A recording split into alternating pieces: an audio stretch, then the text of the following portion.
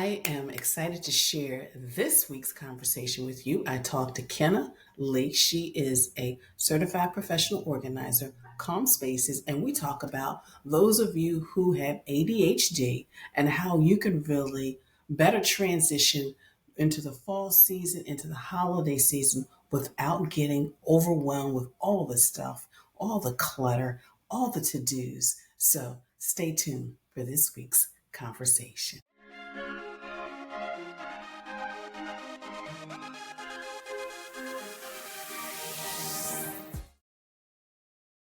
Hello and welcome to Got Clutter, Get Organized, the conversation. And you know how excited I get when I have a fellow professional organizer. And today we've got Kenna Lee from Calm Spaces. And we're just going to talk about the holidays. And of course, not only the holidays, but we're transitioning into a new season.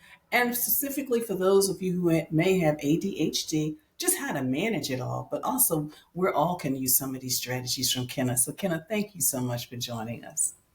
Thank you, Janet. It's a pleasure. So before I get into the questions, I always like to ask, what made you decide to become a professional organizer? Well, when I was 8 years old, I'm just kidding. Um, I really have been doing this for my whole life. Okay. I think that I developed organizing as a coping mechanism for stress. Mm-hmm. I really noticed that my physical environment had such a profound effect on my mental well-being and how calm I felt. So, organizing my toys, organizing my stuffed animal. Yeah. I was a kid that made my bed, those kind of things, really served to help me in the organizational aspects of my other career paths that I took. And when I realized professional organizing was actually something that I could do as a career, I felt like it was exactly my calling. Yeah. Same here. Same here. So with us transitioning into a new season, but of course, the holidays are like here.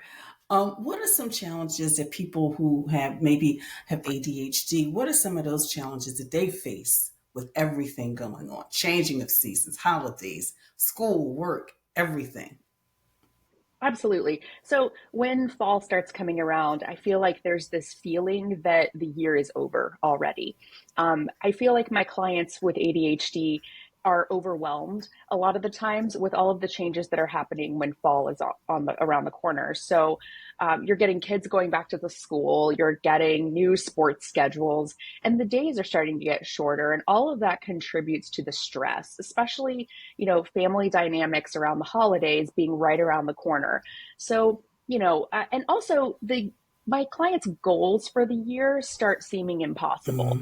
Mm. As soon as, September rolls around, it's like, oh gosh, I only have a few more months left and the holidays are pretty much a wash. So there's all this that I wanted to accomplish this year. And now I'm starting to think maybe it's not going to get done. So that's really what I see is a lot of overwhelm and just a sense of disruption of routines. And I know a lot of people can relate to that because it is. I mean, it's like we know we're in a fall season, but then the other holidays, like it's in our face and it's like, okay, so now I've got to deal with this, but I've got to do that. So, how do routines help people who have ADHD or just people in general? The great thing about routines is that they help reduce decision fatigue. Mm. And, decision fatigue is, it takes away a lot more of your physical energy than you realize because our brains consume a lot of calories and consume a lot of energy. And when we're having to make decision after decision after decision, we actually feel physically exhausted, not just mentally exhausted. So I think of routines like autopilot. If you've got a routine that you can follow, it should start feeling like you don't have to make decisions over and over again.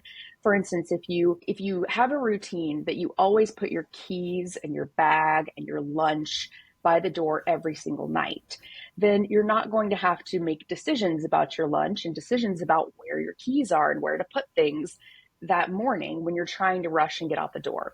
So by following routines, you're going to free up that mental space and free up that physical energy as well. And I think that's very, very important, especially during a seasonal transition. And I'm glad you said that because I remember having a conversation with someone, and the woman said, my husband's got to change because he's just so disorganized. And she was telling me some of the things. She's like, he throws this here and puts this there. And I'm like, well, does he have a hook? Does he at least have a hook for his cap and his keys? And she was like, huh. I never thought about that. And you're right. Sometimes it's those simple things because, like, when you come home, I'll put my keys here. So then you don't have that crazy, frantic rush in the morning just trying to find stuff. So that's good. So you already mentioned, like, just simple things, but are there any like systems that maybe people can use to just avoid that overwhelm? So I'm glad you mentioned simplicity because I feel like let's use what we have access to and keep it as simple as possible. We're already addicted to our phones. We carry them around everywhere we go. So I'm a big fan of using your phone's calendar and your phone's reminder system to its fullest potential. So I like to make appointments with myself on my calendar just as if I was making an appointment with a colleague or with a friend for lunch. I make appointments with myself and I tell my clients to do that too. When you have a task that you need to do, put it on your calendar, set a time, and give yourself that accountability because your phone's going to notify you, it's going to remind you, and you've got this supercomputer in your hand all the time in your pocket. Let's use it to its fullest potential instead of bringing in a lot of potential clutter and new systems to learn into the environment. Yeah.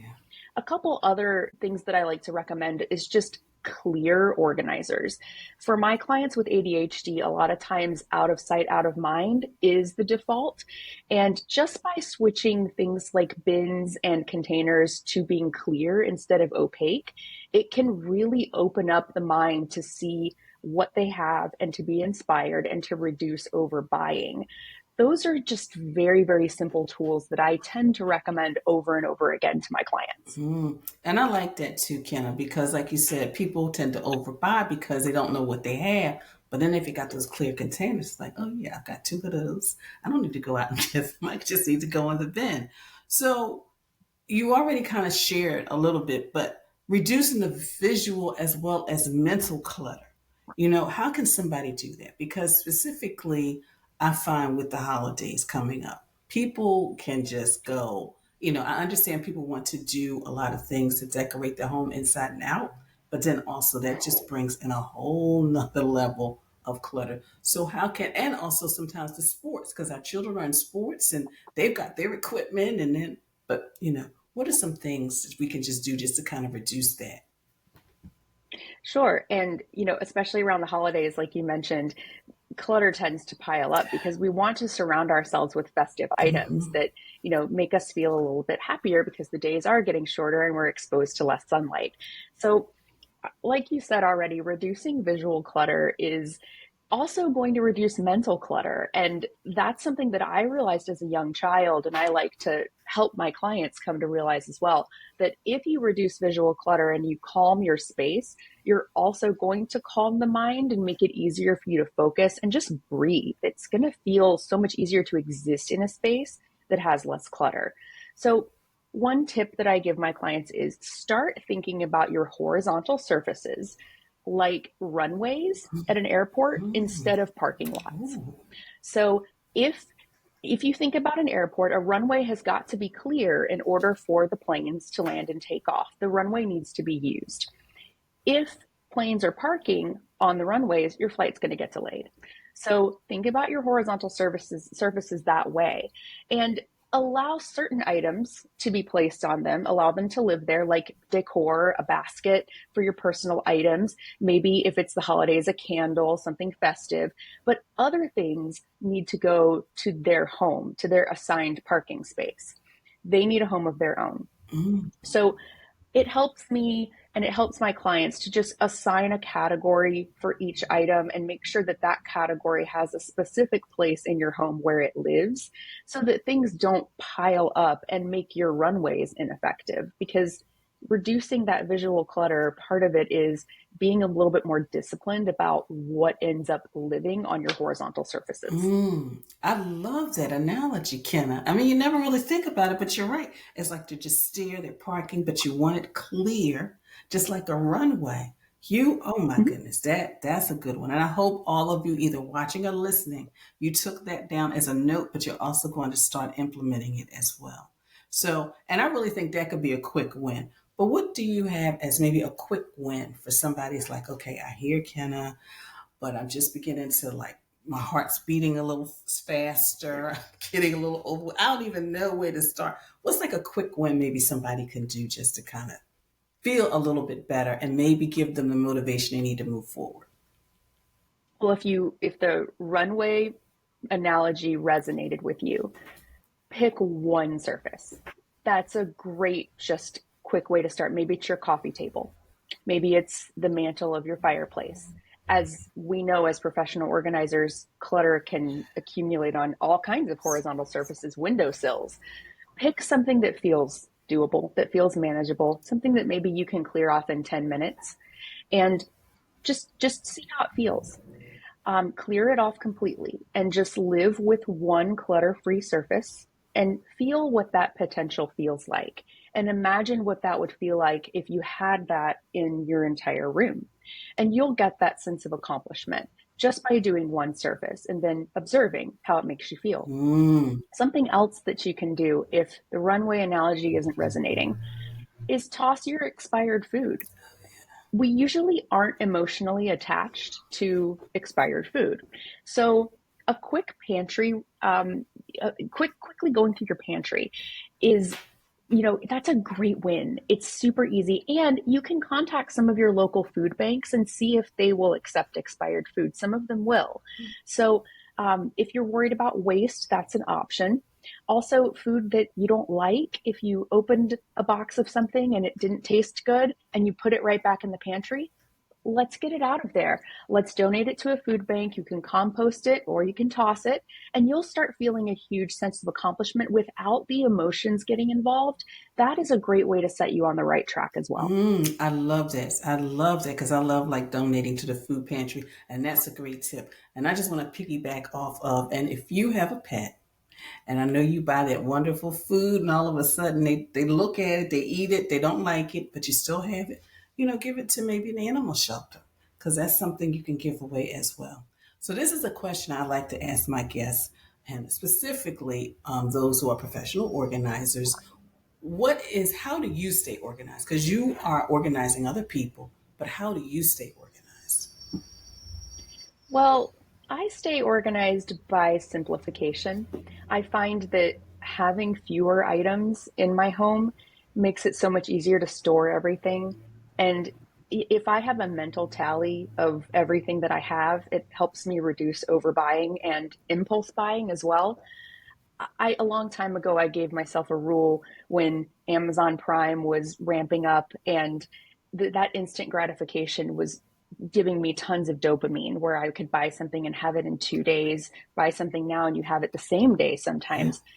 I gave myself the rule that only once a week can I place an Amazon order. And after struggling through that for a little while, it became second nature that I don't get things immediately when I want them. So just finding strategies to reduce impulse buying has helped me a lot.